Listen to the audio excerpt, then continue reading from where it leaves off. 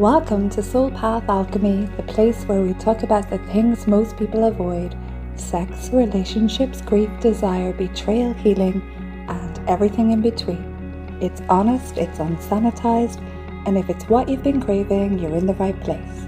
I'm Annie O'Brien, psychotherapist, clinical hypnotherapist, and if you need more info, it's all in the bio. Let's begin.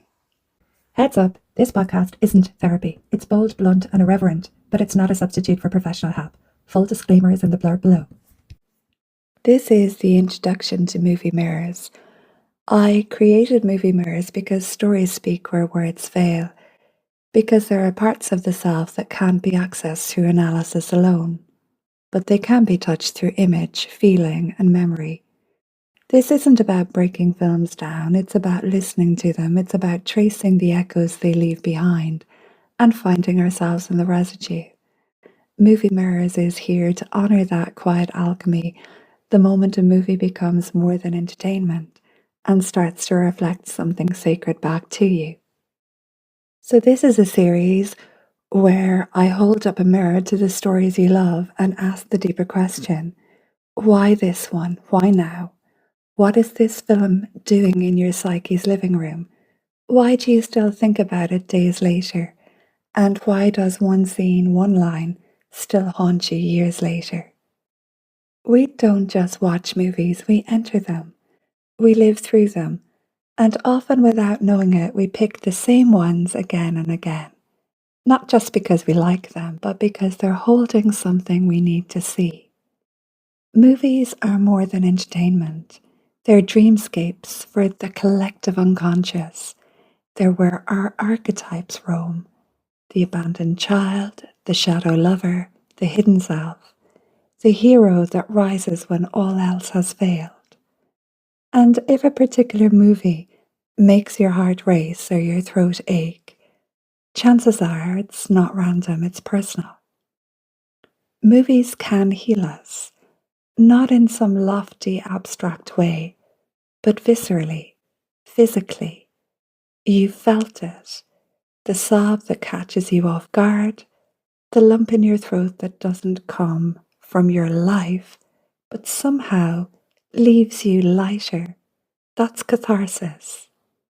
That's the discharge of something unspoken, safely released through someone else's story. The screen becomes a container, a holding space. And in witnessing a character's breakdown, redemption, revenge, reunion, we sometimes find the tears we couldn't cry for ourselves, the rage we couldn't name, or the courage we forgot we had. Movies heal us, not in theory and practice, in the body, in the moment. Sometimes when the tears won't come, I reach for a film I know will break the dam. We all have them, our go-to grief films, the ones that loosen the knot in the chest, or squeeze the tears from behind the eyes. It's not about wallowing, it's about release.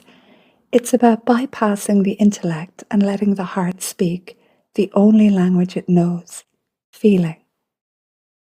Certain movies unlock something because they hold the shape of an emotion we can't name. And in watching someone else live it, we finally let ourselves feel it. That's pure catharsis. That's emotional discharge. And when used consciously, it's not indulgent, it's medicine. In this series, I'm not here to ruin the magic with heavy theory. I'm here to decode the meaning just beneath the surface, gently, intuitively, but with a bit of analysis when needed. We'll dip lightly into the frameworks that matter. Perhaps a touch of Jung here, a bit of Freud there, maybe a whisper of psychosynthesis. Whatever will come to mind, I'll share. Just enough to make sense of what you're seeing without taking the soul out of it. So whether you've watched The Shawshank Redemption 17 times and still feel something rise in your chest, or The Lion King makes you cry in exactly the same spot every time, or Secretariat stirs something wild and unstoppable in you, there's something in that. Because the movies we love aren't just stories we enjoy, they're stories that know us. And when we look closely, they show us who we are, what we've survived, and what still needs to be felt. That's what Movie Mirrors is here for. Something in you. This is not about film reviews. This is not about clever analysis. It's about resonance, recognition, and the parts of us that are still waiting to be named. Sometimes the characters we love most, or even the ones we can't stand, are mirroring a part of us. Not the whole of us, but an aspect, a mood, a forgotten self. Psychiatrist Roberto Assagioli called these subpersonalities the many faces of the psyche that live inside us. Perhaps there's the brave one, the shy one, the rebel, the caretaker, the saboteur.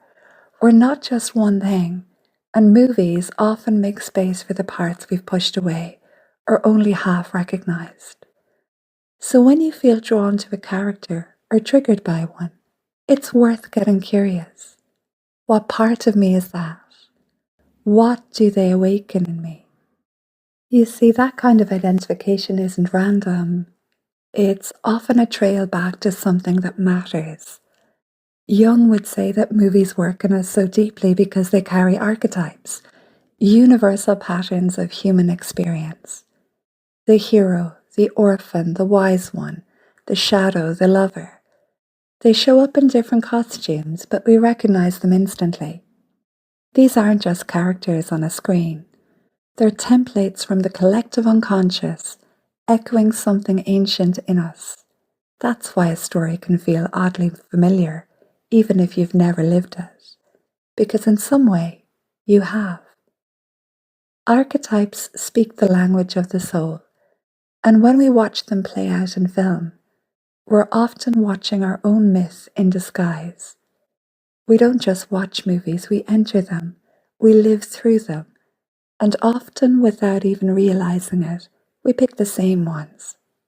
Not just because we enjoy them, but because they're holding something and reflecting something we need to see. I want to invite you to pause and think about your favorite movies, the ones you reach for when you're heartbroken, the ones that made you feel seen as a child, the ones you watched on repeat as a teenager without knowing why, the ones that stayed with you through your 20s, your 30s, the ones you still return to now. What films live in the background of your life? What characters feel like home? What stories cracked something open in you, or quietly stitched something back together? From animation to drama, from romance to redemption, the movies we love chart the shape of our inner world. They're maps of memory, and if you trace the timeline of your favorite films, you'll start to see your soul's evolution, one scene at a time.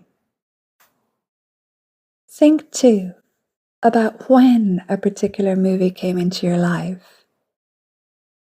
Who were you then? What were you going through? What part of you needed that story, those characters, that world?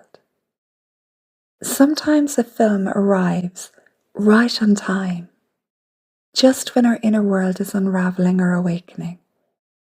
And without fully realizing it, we let it hold us. A certain character speaks for a part of us we couldn't name. A moment in the story mirrors something we were silently carrying. And somewhere in the watching, something shifts. A softness returns, a truth lands, a grief moves. The movie performs a quiet service, reflecting us, companioning us, sometimes even reorienting us. And when the credits roll, we aren't quite the same. That's the power of timing, of resonance, of the right story meeting the right self. Because somewhere in the stories you love is the story of you. And if you're willing to look gently, honestly, curiously, you might just find the part of you that's been waiting to be seen. These aren't just stories we enjoy, they're stories that know us. And when we look deeply, they can show hidden aspects of who we are, what we've survived, and what still needs to be felt.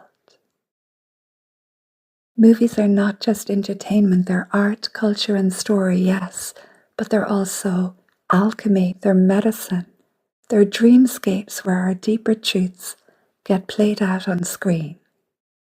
And if we know how to look, we begin to see the shape of our own inner world reflected back at us. It's about recognition. It's about the quiet click of something inside saying, yes, that's me. Or maybe even, that's who I was before everything changed.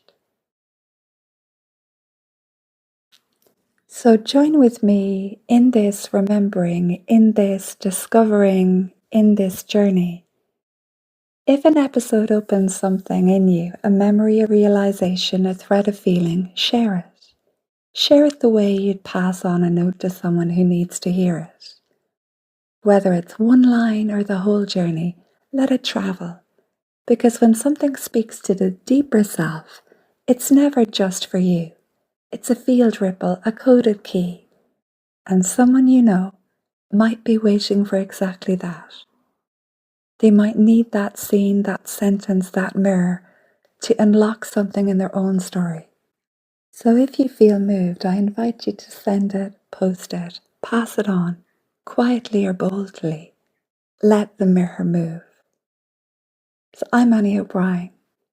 Thank you for spending some time with me today. I wish you a really great day.